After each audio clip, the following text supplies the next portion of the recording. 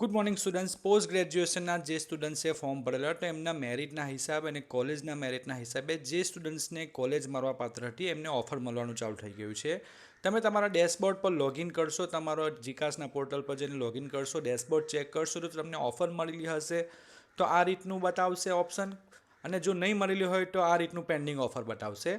હવે મને કમેન્ટમાં જરૂરથી જણાવજો કોને કોને ઓફર મળી છે અને કોને નથી મળી.